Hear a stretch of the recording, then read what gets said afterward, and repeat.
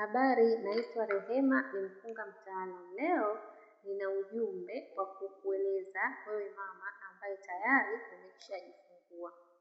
Nitakueleza umuhimu wa kunyonyesha ndani ya miezi 6 ya mtoto. Tafiti zinaonyesha maziwa ya mama yana faida sana katika ukuaji wa mtoto katika kila kitu. Kwa hiyo nakushauri sana wewe mama, hakikisha kama umejifungua sasa hivi, jitahidi ule vizuri, unywe maji ya kutosha ili maziwa yaweze kutoka kwa wingi na mtoto wako aweze kupata hayo maziwa. Na pia unaponyonyesha, hakikisha unanyonyesha ndani ya dakika 20 katika ziwa moja. Na kwenye kunyonyesha, unapotaka kunyonyesha mtoto wako, hakikisha unajisafisha mikono yako, unasafisha chuchu zako, na pia unakaa katika staili ambayo mwanao ataweza kukuangalia wewe, yaani kutengeneza ule uhusiano. Kwa sababu mtoto anaponyonya na ukiwa umeshikilia ziwa vizuri, mtoto akikuangalia na enjoy. Anasema yes, huyu ni mama yangu.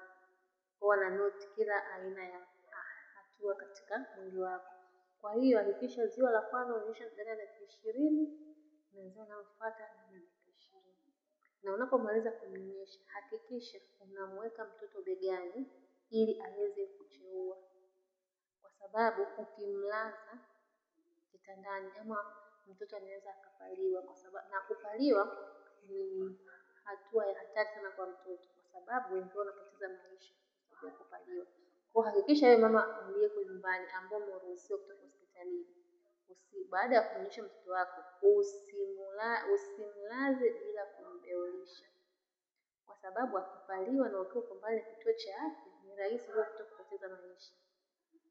So naomba uchukue ushauri huu ama usambaze video hii ili kuweza kuwasaidia hawa mama ambao ndo mara yao ya kwanza kunyonyesha, hajui jinsi ya kunyonyesha, ili iweze kumsaidia. Na pia usisahau kufuatilia ukurasa huu ili kuweza kupata elimu ya afya ya mama na mtoto, na pia msisahau kutembelea my YouTube channel ili kuweza kupata pia elimu hizi za afya zinazohusiana na mama na mtoto.